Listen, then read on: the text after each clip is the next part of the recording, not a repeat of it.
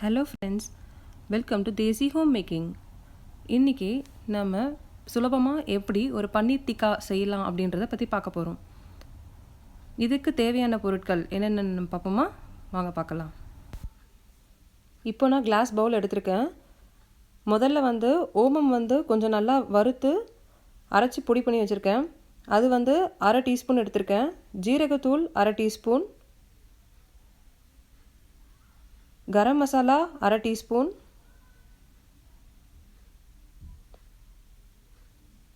தனியாத்தூள் 1/2 டீஸ்பூன், மிளகாய்த்தூள் நம்மளோட காரத்துக்கு ஏற்ப யூஸ் பண்ணிக்கலாம். நான் 1 டேபிள் ஸ்பூன்லேருந்து 2 டேபிள் ஸ்பூன் யூஸ் பண்ணியிருக்கேன்.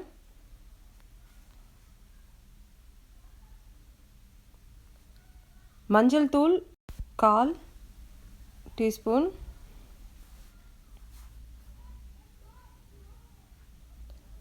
தயிர் 1/4 கப் எடுத்திருக்கேன், அதாவது 4 டேபிள் ஸ்பூன் அளவு இது. அப்புறம் வெந்தயக்கீரை இருக்கு இல்லையா, அதை நான் காய வச்சு அதை யூஸ் பண்ணுறேன். அது 1 டேபிள் ஸ்பூன் யூஸ் பண்ணிகிட்ருக்கேன். உங்களுக்கு வேணால் அதை போட்டுக்கலாம், இல்லை அதை விட்டுடலாம். நெக்ஸ்ட்டு இஞ்சி பூண்டு விழுது 1 டேபிள் ஸ்பூன்,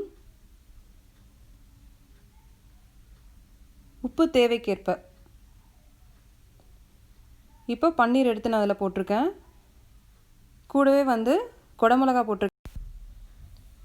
க்ரீன் கலர் குடமிளகா, ரெட் கலர் குடமிளகா, அப்புறம் எல்லோ கலர் குடமிளகா 3 ஆட் பண்ணியிருக்கேன். கூடவே குடமிளகா சைஸ்க்கு கட் பண்ணி வச்சுருக்க வெங்காயத்தையும் போட்டிருக்கேன். இது நான் எல்லாமே போட்டு இது நல்லா மிக்ஸ் பண்ணுறேன். உங்களுக்கு 3 கலர் குடமிளகா போட முடியல அப்படின்னாலும் ஏதாச்சும் ஒரு கலர் போட்டால் கூட நல்லா தான் இருக்கும்.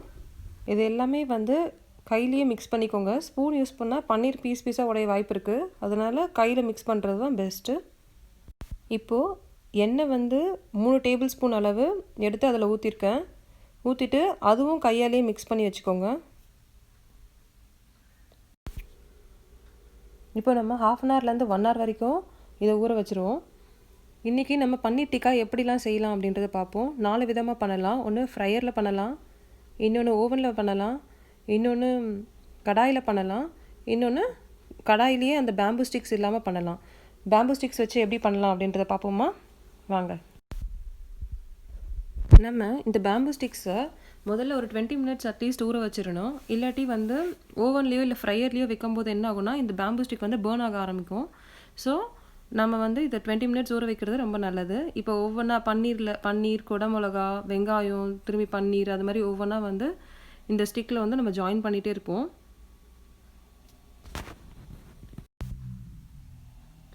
பார்க்கவே கலர்ஃபுல்லாக இருக்குது. இதே மாதிரி எல்லா பேம்பு ஸ்டிக்லேயும் பன்னீர், குடமிளகா, பன்னீர், வெங்காயம்னு சொல்லி ஜாயின் பண்ணி வச்சுக்கலாம்.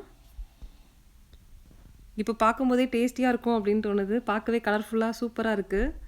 இப்போ பாருங்கள், எல்லாமே நான் ஜாயின் பண்ணி வச்சுட்டேன். இப்போ நம்ம ஃபஸ்ட்டு ஃப்ரையரில் எப்படி பண்ணலாம் அப்படின்றத பற்றி பார்த்துடலாம். ஃப்ரையரில் நான் எடுத்து வச்சுட்டேன். என்ன டெம்பரேச்சர் வைக்கணும்? 360 ஃபாரன்ஹீட்டில் 8 to 10 மினிட்ஸ் வச்சா நல்லாயிருக்கும். இது சாஃப்டாக இருக்கும்.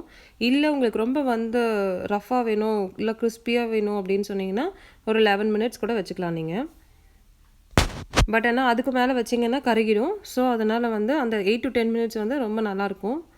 ஸ்பாஞ்சியாக சூப்பராக இருக்கும் சாப்பிட.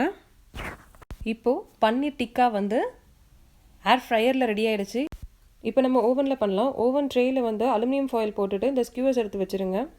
ஓவனை 240 செல்சியஸ்க்கு ப்ரீஹீட் பண்ணிக்கோங்க. ப்ரீஹீட் ஆனதுக்கப்புறமா இந்த ட்ரே எடுத்து வச்சுட்டு 20 to 20 செகண்ட்ஸ் இதை குக் பண்ணோம் அப்படின்னு சொன்னால் யம்மியான பன்னீர் டிக்கா ரெடி. இப்போ பன்னீர் டிக்கா பேனில் பண்ண போகிறோம். பேனில் 4 டேபிள் ஸ்பூன் அளவுக்கு எண்ணெய் ஊற்றிக்கோங்க. பன்னீர் ஸ்கியூவர்ஸ் எடுத்து வச்சுருங்க. ஒரு பக்கம் வெந்ததுக்கப்புறமா திருப்பி இன்னொரு பக்கம் வேக திருப்பி போட்டு இதே மாதிரி எல்லா பக்கமும் திருப்பி போட்டுருங்க. வெந்ததுக்கப்புறம் எடுத்து வச்சுருங்க. அவ்வளோதான், பேனில் பன்னீர் டிக்கா ரெடி. இது நான் டூத்பிக் வச்சு பண்ணியிருக்கேன்.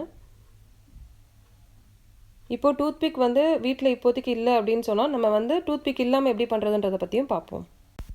நான் அதே பேன் தான் எடுத்திருக்கேன். ஆயில் அப்ளை பண்ணிவிட்டு பன்னீர் பீசஸ் எல்லா பக்கமும் நல்லா ஃப்ரை பண்ணிவிட்டு அதை ஒரு தட்டில் எடுத்து வச்சுட்டேன். இப்போது நம்ம அதே பேனில் குடமிளகா, வெங்காயம் இது எல்லாத்தையுமே ஃப்ரை பண்ண போகிறோம். அரை வேக்காடு வந்தால் போதும். வந்ததுக்கப்புறமா இதை ஒரு பிளேட்டுக்கு ட்ரான்ஸ்ஃபர் பண்ணிடுங்க. பண்ணதுக்கப்புறம் மேலே வந்து ஏற்கனவே ஃப்ரை பண்ணி வச்சுருக்க பன்னீர் பீசஸ் எடுத்து வைங்க. அவ்வளோதான், ஈஸியான பன்னீர் டிக்கா ரெடி. ஃப்ரெண்ட்ஸ், இவ்வளோ ஈஸியான ரெசிபியை கண்டிப்பாக நீங்களும் வீட்டில் ட்ரை பண்ணி பாருங்கள். உங்களுக்கு இந்த ரெசிபி பிடிச்சிருந்தா லைக் பண்ணுங்கள், ஷேர் பண்ணுங்கள், சப்ஸ்கிரைப் பண்ணுங்கள்.